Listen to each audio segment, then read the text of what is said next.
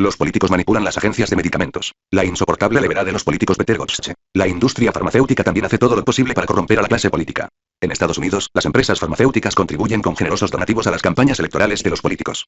Además, hay más miembros de grupos de presión farmacéuticos que congresistas, lo que convierte a la industria farmacéutica en el lobby más poderoso de Washington. 41,42. Las farmacéuticas también contribuyen con importantes sumas de dinero a las campañas políticas, y buena parte van destinadas al Partido Republicano. 41. Entre 1998 y 2006 la industria desembolsó más de $1.200 millones en grupos de presión y contribuciones a políticos. 43. Y en 1994 el Partido Republicano trató de eliminar la FDA al completo para permitir que la industria farmacéutica se autorregulara. 33. Los grupos de presión también están muy presentes en Bruselas, lo que hasta 2010 había provocado un gran secretismo en la regulación farmacéutica europea. 44-46. Es tal el éxito de los grupos de presión, que la FDA ya ve como principales clientes a las empresas farmacéuticas y no a la sociedad estadounidense. 1, 2, 15. Llegando a negociar con la industria los objetivos de rendimiento. 22. Los políticos han presionado insistentemente a la FDA en ese sentido. Por ejemplo, en la década de los 90 el presidente Bill Clinton instó a los directivos de la FDA a ver la industria farmacéutica como un aliado y no como un enemigo. 15. En 2002, la candidatura de Alastair Watt como nuevo comisionado de la FDA fue eliminada en el último momento, y un senador estadounidense declaró que Watt ponía demasiado énfasis en la seguridad farmacéutica. 2, 47. Ya ven cómo está la cosa.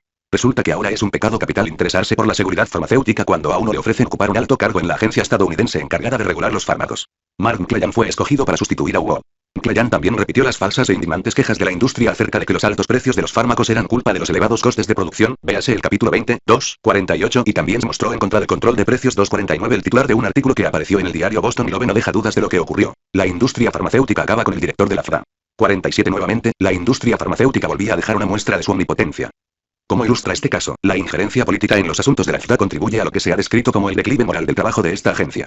En Europa, los miembros del Parlamento danés y del Parlamento de la Unión Europea me han contado con todo lujo de detalles la persecución permanente a que se ven sometidos por los representantes de las grandes farmacéuticas. Esta industria presiona a los políticos mediante sus lobbies, las donaciones y en ocasiones incluso con sobornos para que aprueben leyes nuevas que sacrifican la sanidad pública a cambio del beneficio económico. Esa es la diferencia. Los que pagan los impuestos no redactan las leyes, pero en buena parte las farmacéuticas sí las articulan. 8. Los políticos estadounidenses han pedido que se reduzcan los plazos de entrega, lo que ha provocado que las evaluaciones acerca de la seguridad de los fármacos, incluso de los que ya están en el mercado, sea más superficial, así como que la plantilla de científicos dedicados a esta tarea sea cada vez más reducida. El objetivo es aprobar los fármacos más rápidamente y así conseguir que la economía estadounidense crezca gracias a las exportaciones. 15, 25. Esta idea ha provocado un grave deterioro de la regulación farmacéutica. Solo el 1,6% de los fármacos aprobados entre 1993 y 1996 fueron retirados del mercado a causa de los serios daños que provocaban, porcentaje que aumentó hasta el 5,3% de 1997 a 2025. 26. Además, los fármacos aprobados antes de que expirara el plazo oficial, una imposición de los políticos a la FDA, a pesar de no ser un plazo suficiente para evaluar debidamente, la mayoría de los fármacos tenían el doble de probabilidades de ser retirados del mercado en comparación con los fármacos que eran aprobados pasada la fecha límite 50-51. Los informes sobre los efectos adversos de los fármacos que recibe la FDA demuestran que su grado de seguridad también ha disminuido. Entre 1998 y 2005, los informes sobre los efectos adversos graves aumentaron 2,6 veces, y los de efectos adversos mortales, 2,7 veces. Además, los informes de complicaciones graves aumentaron a un ritmo 4 veces superior al número total de recetas en los ambulatorios. 52. Se produjo un aumento desproporcionado de analgésicos y otros fármacos que modifican el sistema inmunitario, pero también se incrementó sustancialmente el uso de otros fármacos. Las consecuencias indeseadas de esa tendencia centrada en la velocidad en lugar de en la seguridad que experimentó la FDA se demuestran por otros datos. 15. En 1988, solo el 4% de los fármacos que salieron al mercado internacional contaban ya con la aprobación de la FDA. 10 años más tarde, el porcentaje había aumentado hasta el 66%. A finales de la década de los 90, la FDA aprobaba más del 80% de las solicitudes de las farmacéuticas para nuevos productos, un porcentaje muy superior al 60% que existía a principios de esa década. La que una vez fue el estandarte de la seguridad farmacéutica a nivel mundial acabó siendo la que más tarde retiró del mercado diversos fármacos que ya habían sido retirados por las autoridades sanitarias europeas. En Canadá, la situación es igual de preocupante. 53. La probabilidad de que una nueva sustancia activa aprobada entre 1995 y 2010 supusiera un grave problema de seguridad una vez fuera comercializada era de 24%. Este porcentaje aumentaba hasta el 36% en los casos en que se aceleraban los informes de los fármacos que no suponían una mejora importante. El principio del fin de la FDA se inició en 1992 con la Ley de Tarifas para Usuarios de Fármacos con Receta, por la cual las empresas debían pagar a la FDA por sus servicios. 54. Durante los primeros 10 años el Congreso prohibió que la FDA aplicara las tarifas a los usuarios para evaluar la seguridad de un fármaco ya aprobado. 55. La FDA debilitó el poder de la Oficina para la Seguridad de los Fármacos al despedir a varios de sus científicos, al tiempo que redujo los plazos de revisión, aprobó fármacos basándose solamente en resultados indirectos, cuyas consecuencias se explican más adelante, y amplió su criterio de interpretación para determinar qué fármacos pueden salvar vidas, que se aprobó mediante programas acelerados. 14. 54. En esa categoría se incluyeron entonces fármacos para las enfermedades crónicas más comunes, a pesar de que resulta difícil creer que puedan ser considerados fármacos salvavidas. Además, varios de ellos se retiraron del mercado por razones de seguridad. Por ejemplo, la troglitazona, Revulin, un fármaco para la diabetes, la dexfenfluramina, Redox, para la obesidad, o el Rofecoxib, Bioxx, un analgésico. Me parece escandaloso. Nunca he oído hablar de pastillas adelgazantes o de analgésicos que salven vidas, pero en cambio sí he oído que alguno de estos fármacos ha provocado la muerte de personas. Trataré este tema con más profundidad más adelante. Los valores morales de los científicos de la FRA son muy escasos, y esto es trágico. Existen pocos trabajos más distinguidos que formar parte del equipo de científicos de una agencia del medicamento. Dichos científicos tienen una gran responsabilidad, ya que una valoración errónea puede conllevar la muerte de miles de ciudadanos sanos. Por ello, deberían tener sueldos excepcionalmente altos y estar protegidos de cualquier influencia indebida que puedan ejercer sobre ellos sus superiores, los políticos, la industria farmacéutica y las asociaciones de enfermos. Además, deberían contar con el tiempo necesario para analizar las solicitudes al detalle y la potestad para formular las preguntas molestas que creyeran necesarias. Esta lista está tan alejada de la realidad que casi parece una broma de mal gusto. No obstante, en 2007 4 exdirectivos de la FDA coincidieron en afirmar que debería ser el Tesoro Público quien financie las agencias del medicamento, en vez de que lo haga la industria farmacéutica. A pesar de sus declaraciones, nadie movió un dedo para aplicar estos cambios. Los gobiernos alegan que no tienen de dónde sacar el dinero, pero esto también es mentira. El sistema de tasas de los usuarios provoca que se aprueben demasiados fármacos excesivamente caros que no aportan ningún beneficio. Esto, a su vez, conlleva que el gasto público se dispare hasta cifras muy superiores a las necesarias, puesto que si las agencias del medicamento pudieran realizar un trabajo más exhaustivo sin depender de la industria farmacéutica, este fenómeno desaparecería. De hecho, una buena forma de obtener el dinero necesario para la administración sería mediante un pequeño impuesto aplicable a cada receta. Con un recargo de un 0,5% sería suficiente. Los políticos obstaculizan la toma de decisiones de la FRA, algo tan inaceptable como si interfirieran en las sentencias de un juez. Una encuesta mostró que el 61% de los científicos de la FRA sabían de la existencia de esta injerencia política. 21 En un informe de la FRA publicado en 2009 aparecía un ejemplo. 4 congresistas y un exdirectivo de la agencia, Andrew von Schembach, habían ejercido una influencia indebida en el proceso de aprobación de un parche defectuoso para lesiones de rodilla. La aprobación de este parche se produjo a pesar de que los consejeros científicos de la FRA durante años reiteraron de manera unánime la falta de seguridad de este producto, ya que se rompía a menudo, lo que obligaba a los pacientes a someterse a otra operación. 56 El informe de la FRA hablaba de que la agencia empezó a ser objeto de persistentes y fuertes presiones desconocidas hasta entonces. Estas presiones se iniciaron poco después de que los congresistas estadounidenses recibieran donaciones para sus campañas provenientes de la empresa que producía los parches. No obstante, y como siempre, los políticos acusados en el caso alegaron que el dinero no había influido en sus presiones. Un ejecutivo de la FRA declaró que Schembach no solo había solicitado que se realizara un proceso expeditivo, sino que además los resultados fueran favorables. Menos de un año después de la aprobación de esos parches, la FRA afirmó que revisaría su decisión. La seguridad de los pacientes está especialmente en entredicho cuando hablamos de dispositivos sanitarios. Los dispositivos para enfermedades cardiovasculares son aún más peligrosos que un parche para la rodilla y, por consiguiente, están sujetos a un proceso de evaluación mucho más estricto. Aún así, y a pesar de que los requerimientos deberían ser mucho mayores para los dispositivos cardiovasculares que para los fármacos, los pacientes pueden dejar el tratamiento de un fármaco, pero los dispositivos se implantan. Lo cierto es que son mínimos 57. Un análisis de 78 solicitudes de aprobación de dispositivos cardiovasculares que ya contaban con la preaprobación de la FRA mostró que solo el 27% de esos estudios habían sido aleatorizados, el 65% de las solicitudes estaban basadas en un único estudio, y en el 31% de ellas los grupos de control eran retrospectivos, lo que indica un diseño del estudio muy precario que casi siempre hace que el nuevo dispositivo salga favorecido. 57 Y para colmo de males, el Tribunal Supremo de Estados Unidos dictaminó que los pacientes que sufrieran daños por un dispositivo aprobado por la FRA no podían denunciar a la empresa fabricante.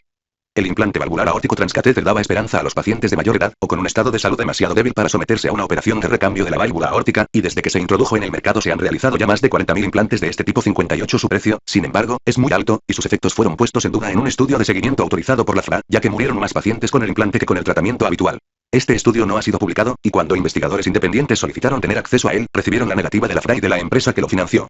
Esta total falta de respeto hacia los pacientes, algunos de ellos murieron porque se les implantó un dispositivo de baja calidad, es casi imposible de creer. Por desgracia, no hay muchas esperanzas de que la clase política se decida a crear un sistema mejor que el actual. Tras el profundo análisis al que fue sometida la industria farmacéutica en 2004 y 2005 por el Comité de Sanidad de la Cámara de los Comunes, 17 los miembros del Parlamento británico determinaron que la agencia del medicamento no era suficientemente competente para llevar a cabo sus responsabilidades como guardiana de la salud pública. No obstante, el gobierno británico rechazó la idea de que se realizara una audiencia pública, y desoyó las recomendaciones de que los fármacos no deberían salir al mercado hasta que todos los datos obtenidos en los ensayos clínicos fueran incluidos en un registro público. 59 La excusa para no solicitar el acceso a estos datos, es decir, que esto requería un cambio en la reglamentación de la Unión Europea, no era más que una maniobra de distracción.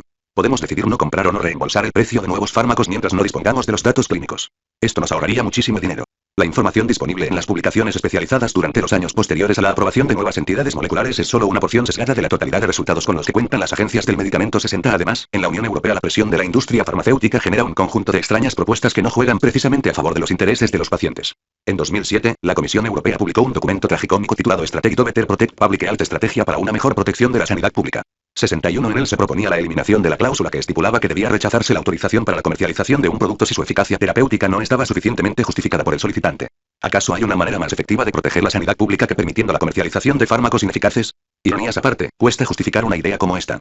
Altexion International, AI, Europa, una importante asociación de consumidores, mostró su total desacuerdo con esta y con otras muchas propuestas, entre las cuales estaba la comercialización de nuevos fármacos en un menor tiempo para recuperar la inversión más rápidamente, algo que se conseguiría convirtiendo la excepción en norma. Es decir, haciendo que las autorizaciones condicionales fueran mucho más habituales, en lugar de concederlas en circunstancias excepcionales, ante una necesidad sanitaria urgente. 62. Los documentos presentados por la Unión Europea al respecto son pavorosos, pues debilitan la seguridad de los pacientes una y otra vez.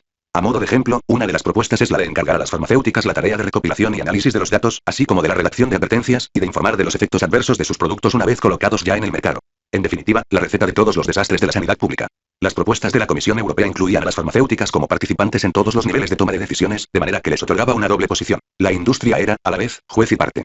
La AI mencionó también que los sistemas de farmacovigilancia de las farmacéuticas no podían en ningún caso convertirse en el sustituto de los sistemas de farmacovigilancia de la sanidad pública, que son los encargados de velar por el interés público.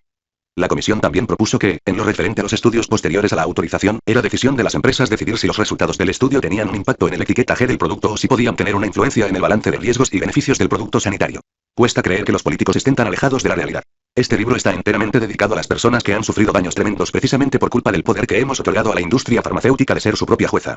Europa condenó con vehemencia las propuestas de la comisión e hizo un llamamiento a la reorganización de los esfuerzos y la defensa de los intereses públicos que deben ejercer, como se comprometieron a hacer en el artículo 125 del Tratado Fundacional de la Comunidad Europea, en el que se incluye el compromiso de proteger a los ciudadanos europeos.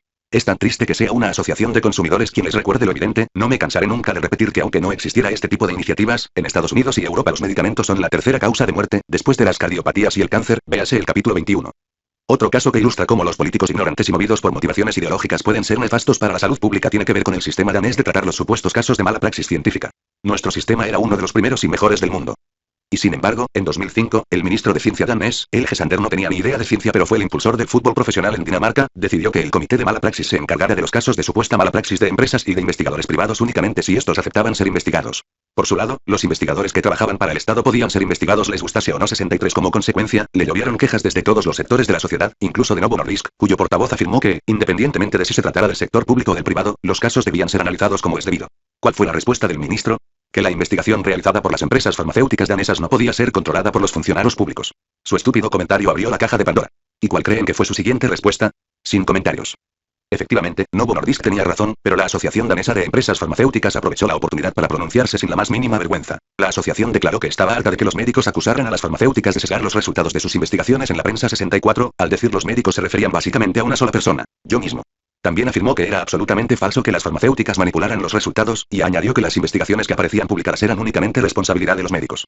Además, la asociación dijo que se mostraba dispuesta a que sus miembros estuvieran sujetos a dichas investigaciones, siempre y cuando el comité aceptara a cambio investigar los casos de posible mala praxis científica de los médicos que criticaran los ensayos que dichas farmacéuticas habían realizado. Pocas veces en mi vida he visto un comportamiento tan desvergonzado y bochornoso. Las farmacéuticas manipulan de forma habitual los datos que aparecen publicados, por lo que, según sus demandas, cada vez que algún médico criticara este hecho en la prensa o en una carta al editor de la revista en la que aparecía el artículo, ese médico debería ser enviado al comité de mala praxis científica para ser investigado. Es como cuando en la Unión Soviética se sometía a examen psiquiátrico a los que osaban criticar al poder establecido, e incluso se les condenaba a cadena perpetua como si de asesinos en serie se tratase. El hecho de que los políticos estadounidenses permitan la publicidad directa al consumidor es tremendamente nocivo para el sistema de sanidad público.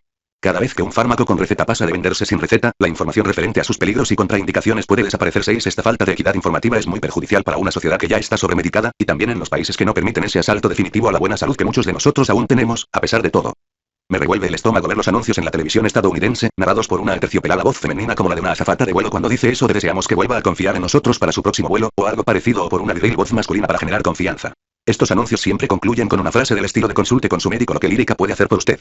Bueno, quizá debería consultarlo conmigo mismo, como doctor que soy. Otra de las frases con las que suelen cerrar el anuncio es puede que padezca una enfermedad y que no lo sepa. Tal vez. Hay opciones de que tenga algún cáncer, ya que es fácil encontrarlos en todos los que hemos pasado la barrera de los 50. Solo es cuestión de hacer pruebas y análisis hasta dar con él. 66-67. Pero yo prefiero seguir viviendo en mi desconocimiento, porque no estoy enfermo y muchos de los tratamientos para esos pseudocánceres no son precisamente inofensivos.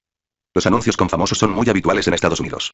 Es decir, en los programas informativos o de entretenimiento aparece gente conocida que habla, pero no hay rastro de la empresa farmacéutica que lo patrocina, para que su testimonio parezca más genuino. 41. Aunque en Dinamarca este fenómeno no ocurre, en 2004 fuimos testigos de un curioso caso de este tipo de publicidad, importado directamente de Estados Unidos. 68. La cosa fue así. Merck no estaba satisfecha por el hecho de que su medicamento contra la osteoporosis, el alendronato, Fosamax, no se hallara en la lista de los fármacos que el Estado reembolsaba en su totalidad, por lo que llevó al gobierno danés ante los tribunales.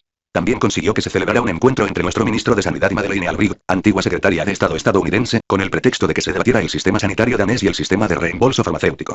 2 días antes de que se celebrara este encuentro, Albright pidió que también estuviera presente el director de la sucursal de Merck en Dinamarca. Sin embargo, durante el encuentro, al cual finalmente el ministro de Sanidad danés no pudo asistir, Albrecht habló del medicamento que ella tomaba para la osteoporosis. Esta artimaña de publicidad encubierta no despertó precisamente simpatías en Dinamarca, porque no es nuestra forma de hacer las cosas. Fue tal la vergüenza que sentimos los daneses que en la prensa aparecieron titulares como este: un gigante farmacéutico se sirve de presiones estadounidenses en el caso de los fármacos en Dinamarca. 68 de vez en cuando es bueno ver que sí existe cierto progreso. Hasta hace poco la EMA formaba parte de la Dirección General de Empresa e Industria de la Unión Europea, 46, pero en la actualidad se ha transferido a la Dirección General de Sanidad y Consumidores. Y en 2007 se aprobó una nueva legislación en Estados Unidos en que se daba más poder de actuación a la FRA 69. Sin embargo, también se han producido cambios a peor. En 2012 el Senado de Estados Unidos propuso una nueva expansión de revisión acelerada, con la creación de una nueva categoría para los fármacos novedosos. 70.